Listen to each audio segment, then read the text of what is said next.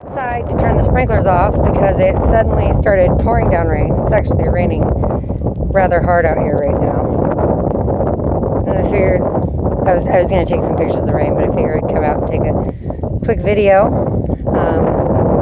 while it's pouring down rain because we got show you our little seedlings are coming up.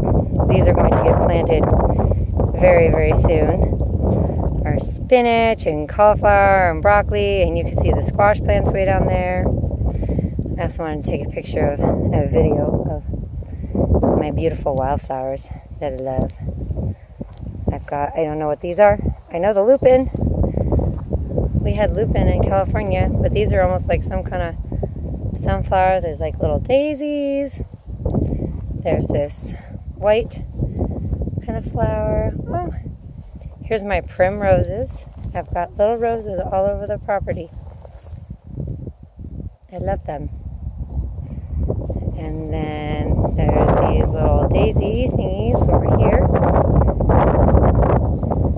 And over on the other side of the property, I have this stuff that looks kind of like a wild lavender, but I don't think it is. Anyway, we come over here and take a quick video of the garden that I just turned off the water to. And we've got our seeds that were direct sown on the right. And on the left is a couple of starter plants we went and got just for fun because they were super cheap, and we're looking at this garden center. So we've got strawberries way down there on the right. And then we've got like different cucumbers, squashes, stevias on the left. And these little guys are starter squash. Our hogs used to be in our garden pasture before it got tilled, and we fed them spaghetti squash guts and seeds. And you can see seeds are designed to survive digestion and grow. And you can see our ducks. Look how big our ducks are getting. They're all feathered out. Our khaki Campbells are the little brown guys, and the white ones are peckings, and they're getting huge. Some people tell us you can eat them now, but they're supposed to be our little garden birds. We will probably eventually eat some of them, but right now they're our petty garden birds. So this temporary enclosure, we will eventually build. I'm going to try pan slowly so I don't make anybody sick who might happen to watch this.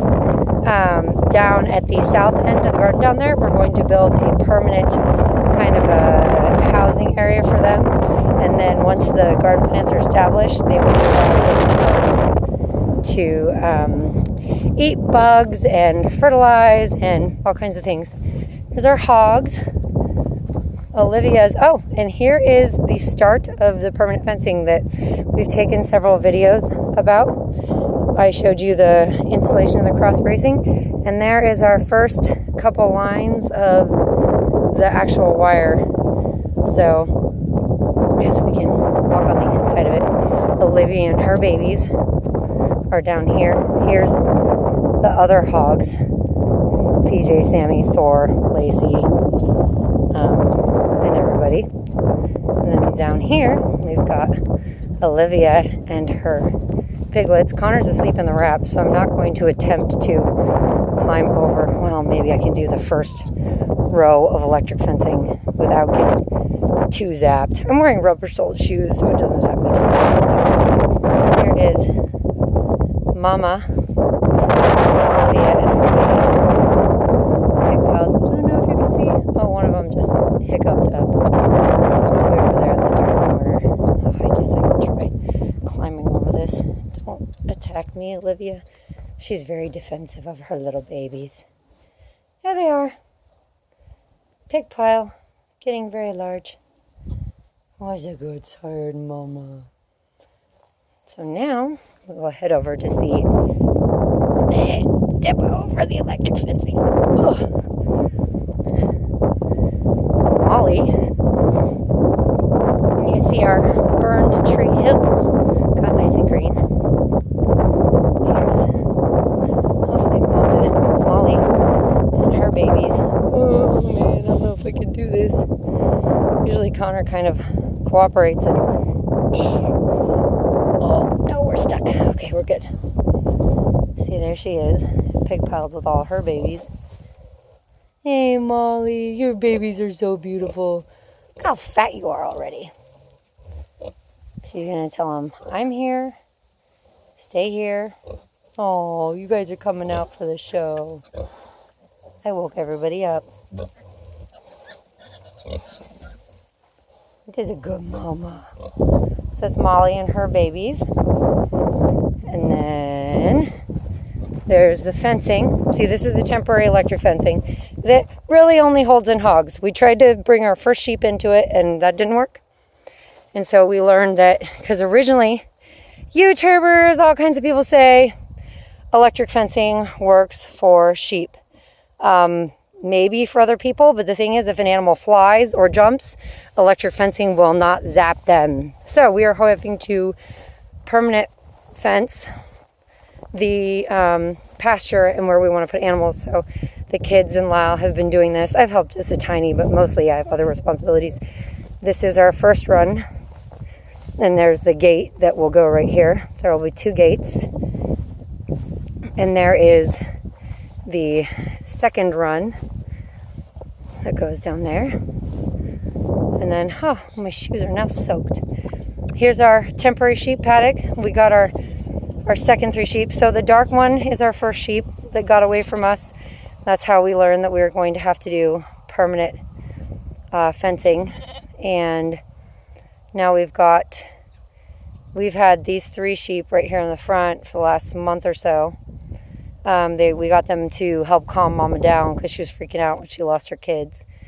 And then these 3, they're kind of huddled over by the darker one, we just acquired like 3 or 4 days ago, because the people who had the first 3 were selling us the second 3, but they needed to get rid of them, and they held them for us for about a month. And then they finally wanted us to take them, so we went and got them. You know, we're not quite done with the fencing. But here's the 60 chickens. We did not lose a single chicken or duck as of yet. So everyone talks, and we did not feed them medicated feed. We fed them just regular non-medicated chick food. And because people talk to us about, you need to feed them the medicated feed because they can get this horrible thing and you'll have 50% die off, and that didn't happen. So I don't know if it was just luck or fate or whatever, but look at how beautiful you ladies and possibly gentlemen are. There's an Araucana looking at me right there. Little hawk chicken. And the barred rock is the dark kind of speckled one. I don't even know if you can see very well.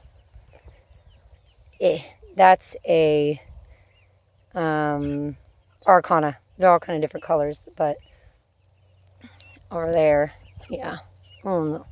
These are Rhode Island Reds on the left, and there's an Araucana way over there by the little temporary house that will eventually be a sheep shed and a dog house, and they will have a formal very large coop because there's 60 of them and we have 4 other chickens. So the kind of ones 2 in the center right there, those are Wyandottes, Rhode Island Reds, and in there, I don't know if you can see with all the shadow, those are barred rocks. Here's a barred rock coming on the left. But, oh, it's raining again. It kind of stopped for a minute. But there's the chickens, and there's I don't know if you can see, the T-post for the other side of the permanent fencing. And I don't want to, this grass is about 3 feet tall, and I will trudge through and get absolutely soaked. But you see the T-posts that go over to that corner. And then there's, let's see if I can get the far corner. Way down there, right in the center now, is the far corner of the pasture. And then Lyle and the kids are down working on the wiring. We'll pause, go down, take a quick video of Lyle and the kids, and then we'll stop. All right, so we're down here. We trudged across the field and got soaked. Don't run. Pliers, or those are wire cutters, or those are bolt cutters? All right, Andrew, you better run them over to Dad quick. So they are wrapping Andrew's cutting. Don't, oh my gosh. Those are expensive, heavy, and moderately dangerous. Take them to Dad. Go, go, go, go, go, go, go, go, go. You're supposed to be, Dad's over there. So there's the far corner. We were just right over there by the sheep and everything. Well, way over there. The one corner of the pasture is kind of in the center of the screen over there. The other corner of the pasture is kind of over there in the center of the screen now. And then you've got Michael and Isabella toiling away at, you have to wrap. Michael, you want to show us? Every single one of these little wires has to be cut. See, because they're pulled and tensioned. It has to be cut and then wrapped with several different tools. And pulled, see, he's going to pull that through. Get on the wire and then I was going to pre-undo these for you, Michael, but then wrap it around. You can see every time we do this, they've got to wrap the pieces of wire around the post. It's all freaking. And you can see we put in the corners, and then you have to put in this cross brace, and then you have to put in the, right there, that piece of wood is sandwiching the wire. And then you can see it's chained to the ratchet, and we have to dig this temporary pole that's right here, and you have to pull the fence. I don't remember how long. This is like 330, almost 400 feet. Not 300, no, almost 400 feet. It's like 340. Did you guys have to splice this run? What? Yeah. Okay, so it's more than, the rolls are 330 feet, so if they had to splice any, it was more than 330 feet. Doesn't matter how much it was more than 330 feet. Anyway, this is the temporary bracing that comes out and gets moved. Anytime they want to do this, you have to stretch the fence. It's time consuming. You have to do this wrapping, cutting. You can see how they have cut and wrapped the middle ones, and then they do the bottom ones last and the top ones last because they're holding most of the tension. So that's the actually tensioning and finishing off the corners of the fence, and you could see they've been toiling away. So they've done this stretch, and we've got 2 more stretches left. Lyle's over at that corner probably getting ready to do the next section of fencing, the section that Andrew's running along the T-posts. We've got to do the roll it out and you got to roll out the wire, then you've got to prop up the wire, you've got to dig this hole. See, they had to dig this hole to put this in, to then put the bracing up, all that gets removed, so that you can stretch the fence, get on there nice and tight. And that's that. That's the finishing up the permanent perimeter fencing so we can get our dairy cow, get our sheep out on this grass, and get this job done so that our animals are not stuck in their tiny little paddocks. You'll never take me alive. Oh, I hope I take you alive. You're no good to me dead, dude. There's Lyle over there. So that's that. Happy, rainy June day. Want to say goodbye? Bye. You guys want to say goodbye?